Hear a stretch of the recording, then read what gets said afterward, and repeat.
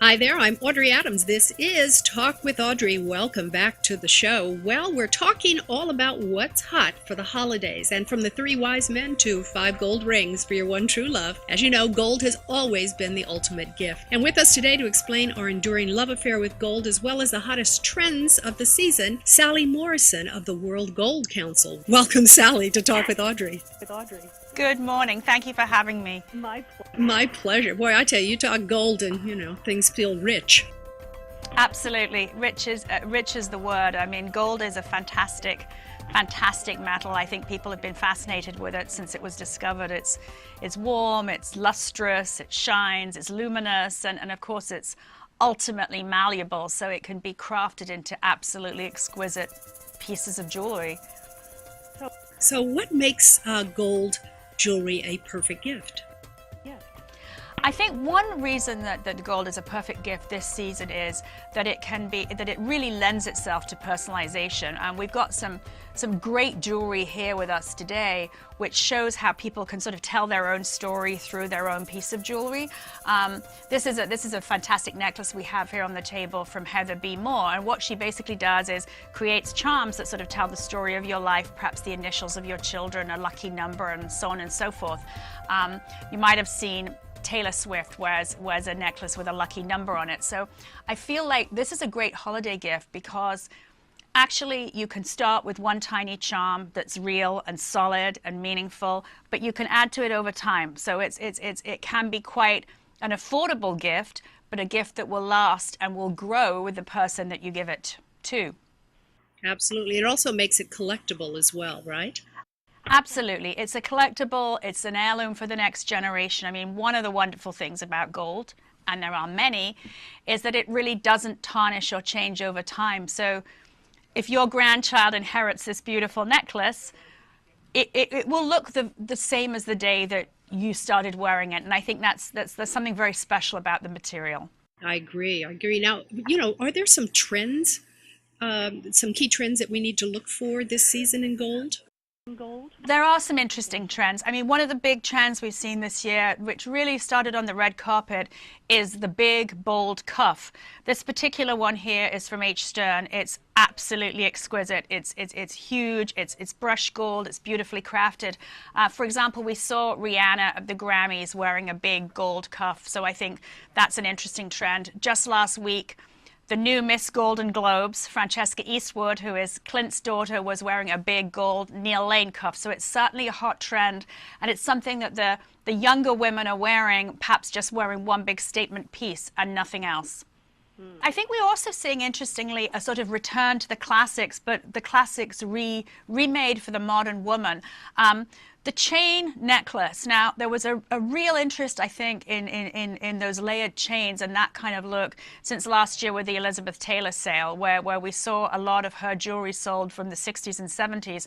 This is a particularly beautiful one. This is from a designer called Slane. It's a sort of an open work, loose chain. Again, very wearable, very simple. You can just throw it on, so it's perfect for the modern woman.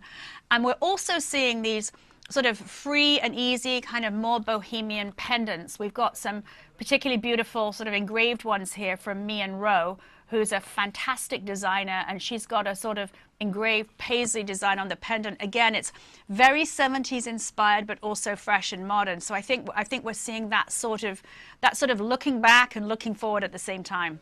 When it comes to buying gold, what should we look for? I think the important thing is to go to a reputable jeweler and ask a lot of questions. I would say to all the men listening, don't leave it till Christmas Eve to get her gift. Do a little research ahead of time, do a little research online, go to a jeweler that you can really feel comfortable asking questions.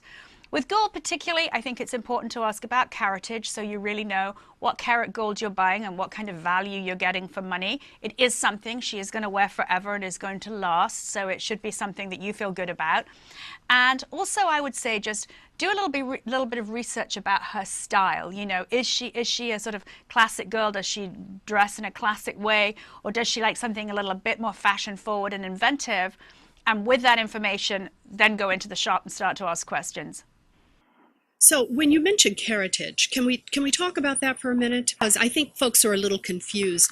I think what you see out there most times is 14 karat, right? Yes, I think that 14 carat you see predominantly in a lot of the mall stores. 18 carat is increasingly the sort of the dominant caratage that is available in America, and I think there are good reasons for that. It's high intensity gold, but it's also quite strong. So for more elaborate designs, like particularly with sort of a lot of negative space, a lot of open work, it just is a strong structural metal, but it also has very high gold value. Absolutely pure gold is 24 karat. You won't see it around so much in wedding rings and things like that because it does tend to be softer. Now, actually, there are new techniques that have been made so that you can make 24 karat very, very hard, but that's not yet generally available.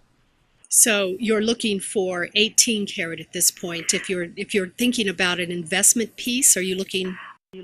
I think you should. I think people should spend as much money as they're comfortable spending and get the best possible piece they can for their personal budget.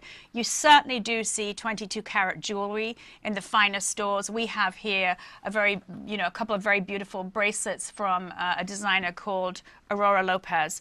She works almost exclusively in 22 karat. It's a big sort of there's a cuff bracelet and there's also a chain bracelet. We're also seeing, coming from overseas more, these pieces here, new designer, not yet available in the United States. These are actually 24 karat, and the way they make their jewelry, it's very strong. But again, that's more unusual, I would say. And Sally, do you notice, is there a difference in the color between the caratage?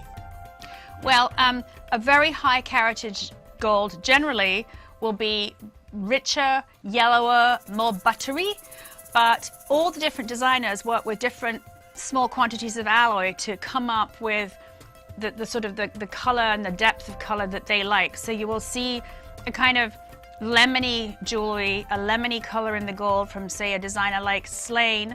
The Me and Roe jewelry is a little bit warmer in color. It just depends. Whew. A lot of information there, a lot of beautiful, beautiful pieces.